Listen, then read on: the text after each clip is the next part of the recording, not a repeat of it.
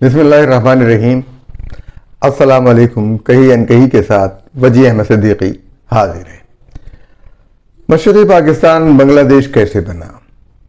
थोड़ी देर बाद lieutenant general Niazi भारतीय ईस्टर्न कमांड के commander lieutenant general Jagjit Singh Arora को लेने ढाका एयरपोर्ट गए।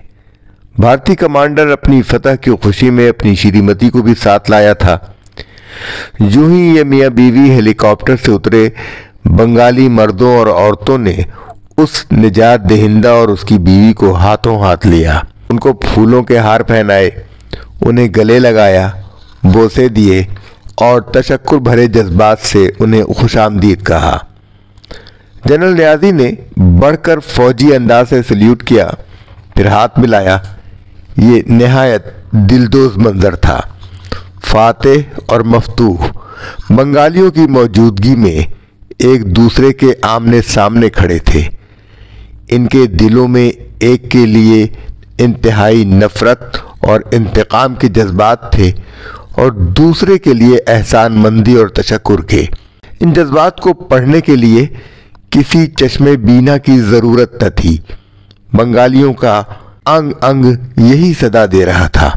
जनरल नियाज़ी और जनरल अरोड़ा वहाँ से सीधे रमना रेस ग्राउंड, जिसे सोहरवर्दी ग्राउंड भी कहते हैं, गए, जहाँ सरेआम जनरल नियाज़ी से हथियार डलवाने की तकरीब मुनक़िद हुई थी। ये वही जगह थी जहाँ 7 मार्च को मुजीबुर रहमान को बांग्लादेश का यकतरफा ऐलान आज़ादी करना था, मगर आखिरी वक्त वो ऐसा न कर पाए थे। आज यहाँ दूसरी तरह का ऐलान आज़ादी होने वाला था, जिसका नज़ारा करने के लिए लाखों बंगाली मौजूद थे। यूँ मालूम होता था कि जनरल नियाज़ी की तज़लील का मंजर देखने के लिए सारा शहर उमड़ आया है। मजमे को भारतीय सिपाहियों ने रोक रखा था। तकरीब के लिए थोड़ी सी जगह खाली थी, जहाँ एक छोटी सी मेज़ पर बैठकर लाखों बंगालियों के सामने जनरल नियाज़ी ने सकूत मशरक़ी पाकिस्तान की दस्तावेज़ पर दस्तखत किए। उसके बाद उन्होंने अपना रिवाल्वर निकालकर अरोड़ा को पेश कर दिया और यूं सकूत ढाका पर आखिरी मुहर सब्त कर दी। इस मौके पर जनरल अरोड़ा ने पाकिस्तानी सिपाहियों की एक गार्ड ऑफ ऑनर का मुआयना किया, जो इस बात की अलामत था कि अब वही गार्ड है और वही ऑनर के मुस्तहिक।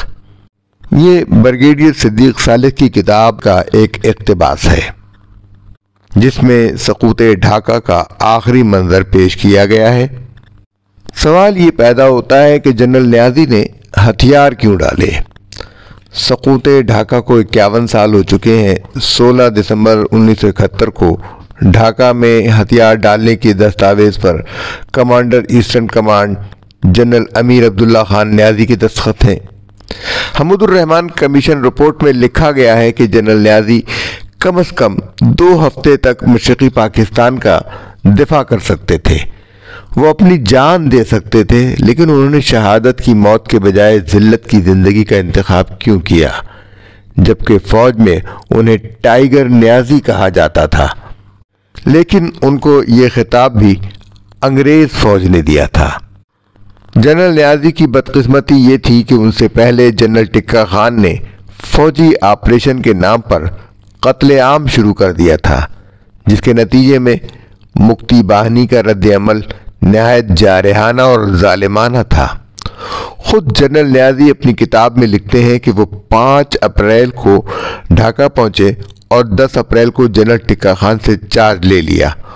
उस वक्त हालत ये थी कि मशरक़ी पाकिस्तान में हमारी छावनियों का आपस में ज़मीनी राब्ता मुनक़ते था। सरहदों पर मुक्ति बाहिनी का राज था।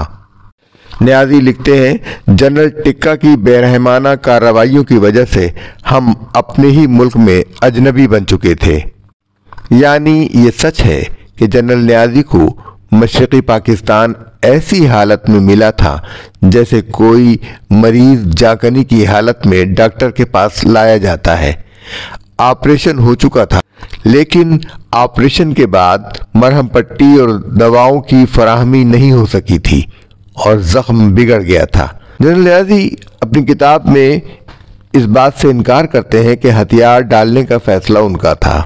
کتاب کے مطابق وہ کہتے ہیں کہ 13 اور 14 دسمبر کی درمیانی شب کو میں نے آخری آدمی اور آخری گولی تک جنگ جاری رکھنے کا اعلان کیا اور کہا کہ دشمن کے ٹینک ڈھاکہ میں میرے سینے سے گزر کر ہی داخل ہو سکتے ہیں۔ لیکن یہ کیا ہوا کہ 2 دن بعد ہی جنرل نیازی ہتھیار ڈال رہے تھے۔ وہ لکھتے ہیں، اکثر میرے خلاف پروپیگنڈا کیا جاتا ہے کہ یحییٰ خان نے ہتھیار ڈالنے کے لیے نہیں کہا تھا، یہ میرا اپنا فیصلہ تھا، اور اس کے لیے یحییٰ خان کے ایک پیغام کا حوالہ دیا جاتا ہے جو ڈاکٹر مالک گورنر مشرقی پاکستان کے ذریعے بھیجا گیا تھا، جس کی عبارت یوں تھی: نیازی، آپ پاکستان کے سینئر ترین فوجی افسر ہیں اور آپ ڈپٹی مارشل ایڈمنسٹریٹر ہیں اور وہاں کے کمانڈر بھی۔ آپ میری نسبت صورتحال کو بہتر جانتے ہیں، زمینی صورتحال کا صحیح اندازہ کر سکتے ہیں۔ گورنر سے مشورہ کرو اور UN والوں کو بولو کہ وہ سیز فائر کروائیں۔ جب سیز فائر ہوتا ہے تو کمانڈر آپس میں ملتے ہیں اور کوئی نہ کوئی سمجھوتا ہو جاتا ہے، لیکن دشمن کے سامنے ہتھیار ڈالنے کا سوال ہی پیدا نہیں ہوتا۔ لیکن نیازی کہتے ہیں، مجھے اس قسم کا کوئی پیغام نہیں ملا۔ یحییٰ خان کہتے ہیں کہ انہوں نے یہ پیغام ڈاکٹر مالک کو بھیجا اور ان کا کہنا ہے کہ پیغام میرے لیے ہے، جبکہ میرا رابطہ ہر وقت GHQ سے تھا اور آخری وقت تک، یعنی ہتھیار ڈالنے تک، یہ رابطہ قائم تھا۔ اور اس سلسلے میں جنرل حمید اور جنرل گل حسن سے بات چیت ہوئی تھی۔ مجھے اس قسم کا کوئی حکم نہیں دیا گیا تھا کہ تم ہتھیار نہیں ڈالو گے، بلکہ اس سلسلے میں یحییٰ خان کے 2 سگنلز بتاتا ہوں جو مجھے بھیجے گئے تھے۔ 13 اور 14 دسمبر کی رات ہتھیار ڈالنے کا حکم اس طرح ملا، جس میں مجھ سے کہا گیا، آپ نے دفاع کے لیے بہترین جنگ لڑی ہے، لیکن میں سمجھتا ہوں کہ آپ ایک ایسے اسٹیج پر پہنچ چکے ہیں کہ مزید مزاحمت انسانی بس میں نہیں ہے اور اس سے مزید جانی نقصان اور تباہی کے سوا کچھ نہیں ملے گا۔ لہذا اب تمہیں وہ تمام حربے اختیار کرنے چاہیے جن سے تم فوج اور اس سے ملحقہ افراد نیز پاکستان کے حامی افراد کی جان بچا سکو۔ میں نے اقوام متحدہ سے کہا ہے کہ وہ مشرقی پاکستان میں پاکستان کی فوج کا تحفظ کرے اور افواج پاکستان اور تمام محب وطن پاکستانیوں کو بچانے کا اہتمام کرتے ہوئے بھارتی جارحیت کو رکوائے۔ یحییٰ خان کے سگنل کے باوجود ہم نے 14 دسمبر کو ہتھیار نہیں ڈالے، کیونکہ ہمیں اس سے پیشتر اسلام آباد سے یہ اطلاع دی گئی تھی کہ زرد اوپر سے اور سفید نیچے سے تمہاری امداد کر رہا ہے۔ مطلب یہ تھا کہ نیچے سمندر کے ذریعے امریکی بحری بیڑا اور اوپر چین ہماری مدد کو پہنچ رہا ہے۔ ہمارے سپاہیوں کو ہر طرف سے یہی پیغام تھا کہ آخری گولی اور آخری آدمی کے آرڈر پر عمل کرتے ہوئے وہ خون کا آخری قطرہ بہنے تک لڑیں گے، مگر اسلام آباد خاموش تھا۔ جنرل نیازی کے مطابق میں بار بار پیغام بھیج رہا تھا، بار بار یحییٰ خان سے بات کرنے کی کوشش کرتا، لیکن جنرل حمید یا جنرل گل حسن کہتے کہ یحییٰ خان باتھ روم میں ہے۔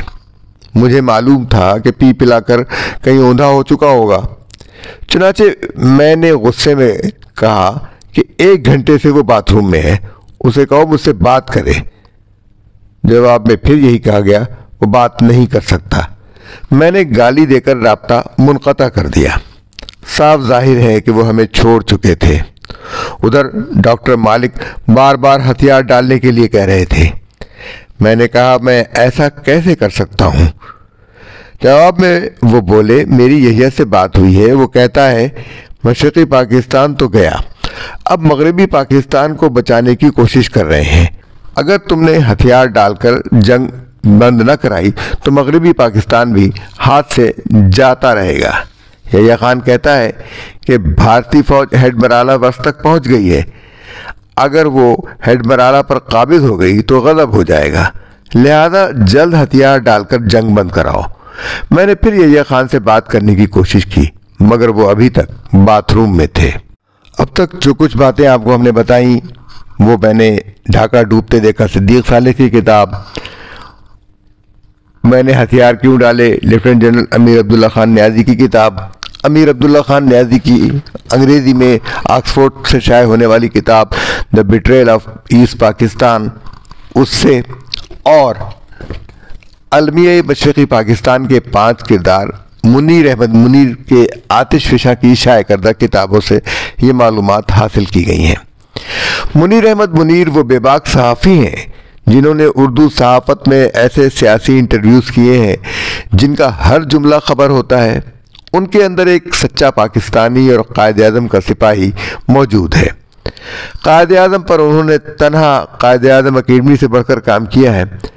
المیہ مشرقی پاکستان پر ان کی کتابیں حوالہ جات یعنی ریفرنس کی حیثیت رکھتی ہیں۔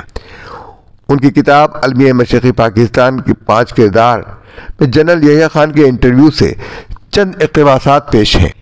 ان اقتباسات کا انتخاب جنرل نیازی کے اعتراضات کے جواب کے طور پر کیا گیا ہے۔ یحییٰ خان کے بڑے بھائی آغا محمد علی IG مغربی پاکستان تھے۔ 1971 میں ریٹائر ہونے کے باوجود نیشنل سیکورٹی فورس کے ایڈیشنل ڈائریکٹر جنرل تھے، جبکہ میجر جنرل غلام عمر اس فورس کے ڈائریکٹر جنرل تھے۔ انہوں نے منیر احمد منیر کو انٹرویو دیتے ہوئے کہا کہ ان کی فیملی فوٹوگراف یعنی یحییٰ خان کی فیملی فوٹوگراف کو ایوان صدر کی رنگینیاں کہہ کر پیش کیا جاتا ہے، جس میں ایک طرف بیگم یحییٰ ہیں، ان کی بیٹی یاسمین ہے، ان کی بھانجی بی بی جان ہے اور اس کا شوہر جلیل شیرازی ہے۔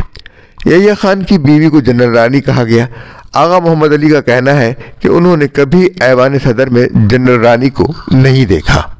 المیہ مشرقی پاکستان کے 5 کردار میں جنرل یحییٰ خان کا انٹرویو بھی ہے۔ جنرل نیازی کا کہنا تھا کہ انہوں نے یحییٰ خان کے حکم پر ہتھیار ڈالے ہیں۔ یحییٰ خان کا کہنا تھا کہ میں نے جنرل نیازی سے کہا تھا کہ دشمن کے سامنے ہتھیار ڈالنے کا سوال ہی پیدا نہیں ہوتا۔ یحییٰ خان نے اس انٹرویو میں تسلیم کیا کہ نیازی نچلے درجے کا فوجی تھا اور ٹکا خان نے فوج کا ستیہ ناش کیا۔ سوال یہ پیدا ہوتا ہے کہ ان دونوں فوجیوں کو مشرقی پاکستان بھیجنے کا فیصلہ یحییٰ خان اور ان کی کابینہ ہی نے تو کیا تھا۔ یحییٰ خان نے جب ایوب خان سے اقتدار لیا تو اس انٹرویو میں وہ بتاتے ہیں کہ انہوں نے کیا کیا۔ اس انٹرویو کے مطابق یحییٰ خان کو مارشل لاء لگانے کی تجویز، مکمل طور پر پورے ملک میں مارشل لاء لگانے کی تجویز اعظم ظفر نے دی تھی، جو ایوب خان کے وزیر قانون تھے۔ ایوب خان چند شہروں میں مارشل لاء لگانا چاہتے تھے۔ یحییٰ خان نے کہا کہ تمہارا وزیر قانون کیا کہتا ہے یہ بھی سن لو۔ اس پر اعظم ظفر نے کہا کہ مارشل لاء لگا تو آپ کا آئین منسوخ کرنا پڑے گا۔ یہ سن کر ایوب خان نے کہا کہ میرا آئین تو میری زندگی ہے، اسے میں نے اپنا خون دے کر بنایا ہے۔ اس پر اعظم ظفر نے کہا سر اپنا خون بچاؤ یا پھر ملک بچاؤ۔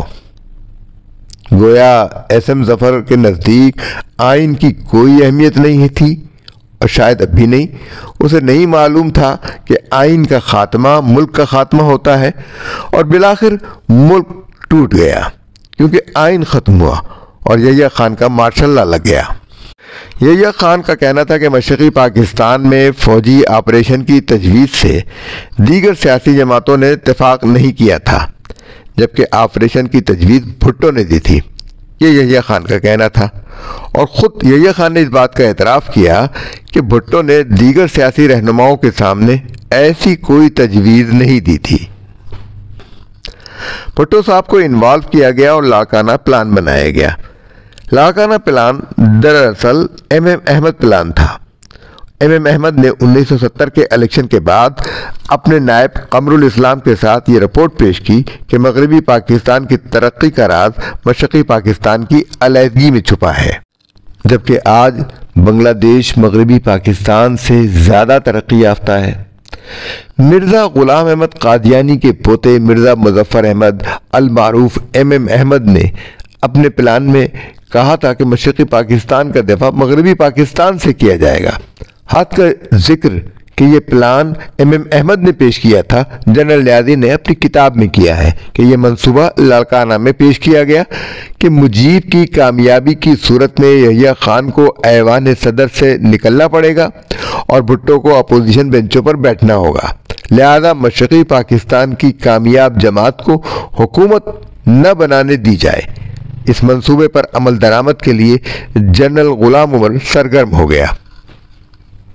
امریکی رسالے اٹلانٹک میں سابق امریکی وزیر خارجہ ہنری کیسنجر نے 16 دسمبر 1971 کے حوالے سے ایک انکشاف کیا ہے۔ ہنری کیسنجر کا کہنا ہے کہ نومبر ہی کے مہینے میں، یعنی پاکستان ٹوٹنے سے صرف ایک ماہ قبل، تیسرے مارشل لا ایڈمنسٹریٹر، فوجی سربراہ اور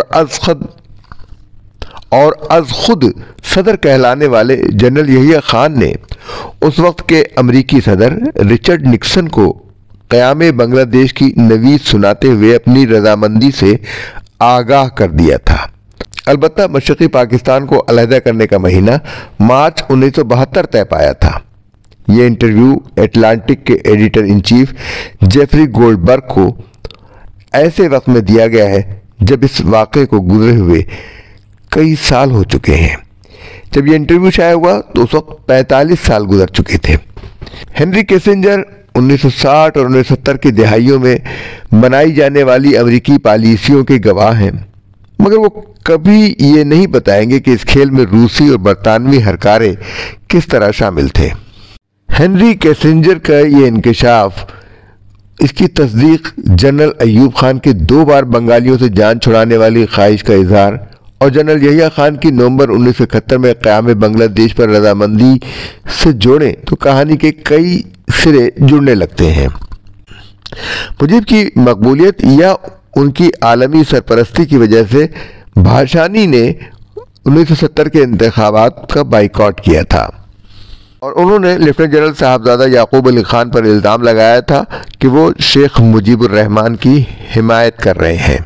لیکن جنرل یعقوب وہ واحد شخصیت تھے جنہوں نے یحییٰ خان کو مشرقی پاکستان میں فوجی آپریشن کرنے سے منع کیا تھا اور انکار کیا تھا۔ ان کا وہ حکم نہیں مانا انہوں نے، تو اس پر ان کو ڈیموٹ کر دیا گیا، وہ لیفٹیننٹ جنرل سے میجر جنرل بنا دیے گئے۔ لیکن جنرل یعقوب نے اپنے دامن پر پاکستان ٹوٹنے کا داغ لگانا گوارا نہیں کیا۔ شیخ مجیب الرحمان کو اقتدار میں آنے سے روکنے کے لیے آپریشن سرچ لائٹ یا ڈھاکہ آپریشن مشرقی پاکستان میں 25 مارچ 1971 کو کیا جانے والا آپریشن تھا۔ اس آپریشن سرچ لائٹ کے مقاصد یہ تھے: مشرقی پاکستان کی انتظامیہ پر فوج کا کنٹرول، شیخ مجیب الرحمان اور عوامی لیگ کی قیادت کو حراست میں لے کر پارٹی کا خاتمہ، منظم بغاوت کو روکنے کے لیے ایسٹ پاکستان رائفلز، پولیس اور فوج میں بنگالی سپاہیوں کو غیر مسلح کرنا۔ اس آپریشن کے لیے فوج کے پاس 14th انفنٹری ڈویژن، جس میں صرف 18,000 سپاہی تھے، ایک آرمرڈ ریجمنٹ تھی جس میں 75 ٹینک تھے، ایسٹ پاکستان رائفلز کے 3,000 سپاہی اور پولیس کے 1,800 سپاہی بھی موجود تھے۔ پاکستانیوں کے پاس 4 گن بوٹ، ایک پیٹرول بوٹ اور ایک تباہ کن کشتی تھی، یعنی یہ صرف پاکستان بحریہ کا سرمایہ تھا۔ اور پاکستان ایئر فورس کے پاس 20 سیبر جٹ طیارے، 3 T-33 تربیتی طیارے، 4 ہیلی کاپٹر اور 5 C-130 تھے۔ مزید کمک کے لیے 19th انفنٹری ڈویژن اور 16th انفنٹری ڈویژن کی توقع تھی، جبکہ ان کے مقابلے میں ایسٹ بنگال ریجمنٹ کے 8,000 باغی سپاہی تھے، ایسٹ پاکستان رائفلز کے 13,000 باغی موجود تھے، ایسٹ پاکستان پولیس کے 30,000 باغی سپاہی تھے۔ پاکستان کی نفری میں 6,000 کے بارے میں معلوم ہوا کہ وہ مارے گئے، لیکن مکتی باہنی کی تعداد واضح نہیں تھی۔ غیر بنگالیوں کا بڑی تعداد میں خون بہایا گیا اور اس آپریشن کا آغاز جنرل ٹکا خان نے کیا تھا۔ صاحبزادہ یعقوب علی خان لیفٹیننٹ جنرل، جو مشرقی پاکستان کے کور کمانڈر بھی تھے اور گورنر بھی تھے، وہ بابصیرت لیفٹیننٹ جنرل تھے۔ 1971 کے اوائل میں وہ مشرقی پاکستان میں corps commander, deputy martial administrator بھی تھے۔ جبکہ یحییٰ خان نے وہاں ملٹری ایکشن کرنے کا فیصلہ کیا تو صاحبزادہ یعقوب نے اس سے اتفاق نہیں کیا۔ صاحبزادہ یعقوب کا کہنا تھا کہ عوامی لیگ نے 162 میں سے 160 نشستیں جیتی ہیں۔ یحییٰ شیخ مجیب سے بات کریں، لیکن مشرقی پاکستان میں ملٹری آپریشن سے انکار کیا تھا۔